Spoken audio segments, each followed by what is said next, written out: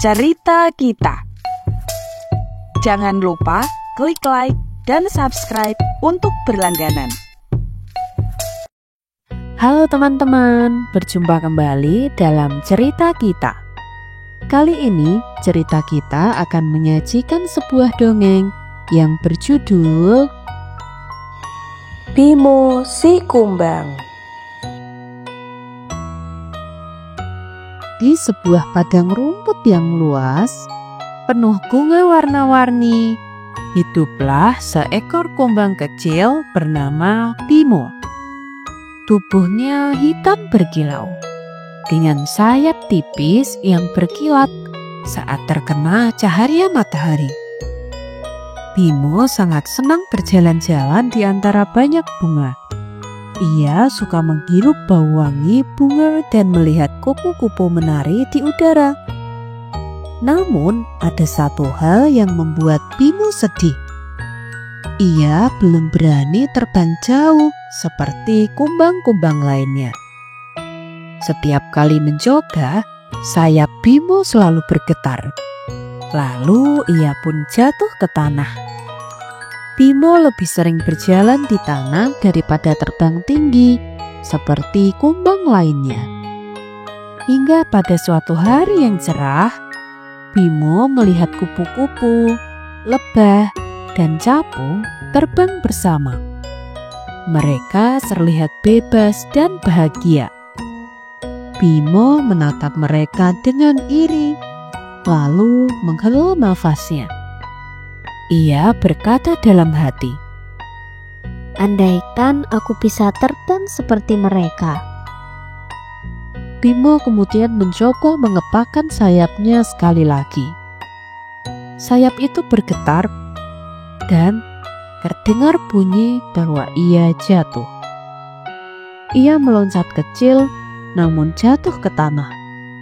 Rumput terfuyang dan semut-semut yang lewat menertawakan Bimo. Bimo jadi malu dan hanya bersembunyi di balik bunga kecil. Hingga di suatu sore hari, ada seekor semut tua yang berjalan pelan. Semut itu melihat Bimo yang bermenung sendirian. Semut tua berkata dengan lembut, "Kenapa wajahmu murung, wahai kumbang kecil?" "Sayapku lemah. Aku tidak bisa terbang jauh seperti teman-temanku yang lain. Aku sangat sedih dan aku putus asa tidak bisa terbang." Ingatlah kumbang kecil, semua makhluk punya waktunya masing-masing. Jangan takut jatuh. Terbang itu butuh latihan dan keberanian. Bersemangatlah, kamu pasti akan segera bisa. Bimo pun terdiam lalu menatap sayapnya sendiri. Ia berpikir, mungkin semut tua itu benar. Hari berganti malam. Padang rumput menjadi gelap. Hanya cahaya bulan yang menerangi. Bimo beristirahat di balik daun yang lebar. Lalu tiba-tiba terdengar suara heboh. Ada seekor ulat kecil yang menangis karena tersangkut di jaring laba-laba. Ulat itu terlihat meronta, tetapi semakin sulit bergerak. Teman-teman lain tidak ada yang berani mendekat. Laba-laba besar perlahan turun dengan mata yang menyala. Bimo melihat kejadian itu dari kejauhan. Hatinya berdebar dengan goncang. Ia merasa takut, tapi juga kasihan pada ulat kecil. Bimo kemudian menarik napas panjang. Ia tahu ini saatnya untuk mencoba. Sayapnya dibuka perlahan. Ia mengepakkan sayapnya dengan sangat kuat. Lalu, kali ini tubuh Bimo terangkat sendiri. Ia hampir jatuh, tetapi cepat mengepak lagi. Pelan-pelan, ia terbang mendekati ulat kecil. Laba-laba sudah semakin dekat, dan dengan keberanian penuh, Bimo menabrakkan tubuhnya ke jaring. Jaring itu bergoyang dengan keras. Laba-laba pun terkejut, dan ulat berhasil terlepas dan jatuh ke rumput. ulat berlari kecil bersembunyi di balik daun. Sementara itu, Bimo masih mengepakkan sayapnya. Ia merasa bahwa tubuhnya semakin ringan. Angin malam mendorongnya, dan tiba-tiba ia benar-benar terbang. Bimo terbang berputar di bawah cahaya bulan.